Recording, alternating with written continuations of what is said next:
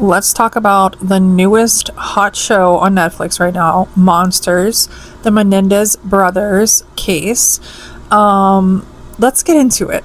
Erik and Lyle Menendez unalived their parents, Kitty and Jose Menendez, in 1996. If you're anything like me and a true crime buff, whenever I used to hear anything about the Menendez brothers, I immediately always thought the rich kids who unalived their parents for money.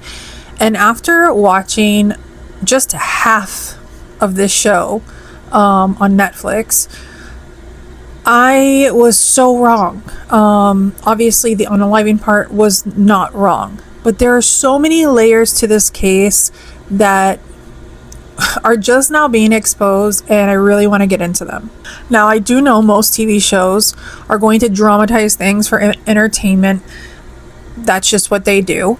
But when I tell you the way that this show has me feeling is unexplainable. The amount of SA abuse that went on in this household, and just how it even got to me as a survivor myself, I was just floored by some of the stuff that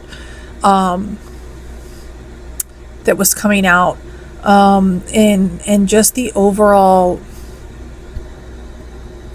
household and how it ran, and the father, and how the mother had battles with alcoholism and knew about the abuse, and just these two boys that unfortunately became victims to their father, also to their mother. And I would always used to wonder, who could be that sick to be the way that this unalivement happened was so passionate, and it was just so full of rage.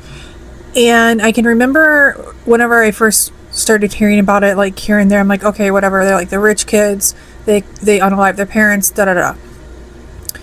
I'm just they're sick in the head. That's it. The rage stemmed 1000% from the SA abuse.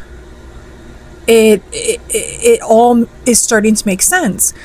And I'm like, oh my gosh, why? These men have already been in prison, let's see, since 1996. I have it pulled up here on my tablet, and I'm just looking at their current mugshots, and I was reading that they're both heavily involved in doing amazing things in prison. And I did happen to come across, they are both serving life in prison without parole, but last night I came across a video that was talking about them potentially getting out. If so, what are your thoughts on that? What are your thoughts on the show if you've seen it? I am going to try to finish the other half of the season then this next week, and then I'll probably do a full recap on all of it.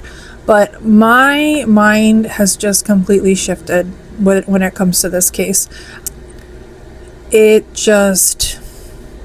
tore me up, I'm not gonna lie. There was actually a part in the show where I can't remember if it was Erik or Lyle, but he was that when he would have to do these certain things to his father, that he would just stare at the pattern that was on the tile floor, and that just kind of got him through what he had to be physically doing to his father. And it just resonated with me so much that I was holy crap. I even got to the point where I was trying to find a way, which there is a way.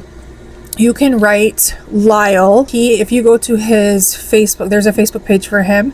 They have all of his information where you can send him letters. And I just wanted to kind of somehow be I've gone through a lot of the same stuff that you have, and your story resonates with me, kind of thing. But I'm sure they're getting tons of letters. But Erik is more private, and you can't do any of that. But let's see what comes of this. This is definitely such a sad, sad case, an old case too. So if the Innocence Project is going to try to get Scott Peterson off, like, or get him a new trial, let's look at Lyle and Erik Menendez again. Clearly, we know that they did what they did, but can we get a new trial?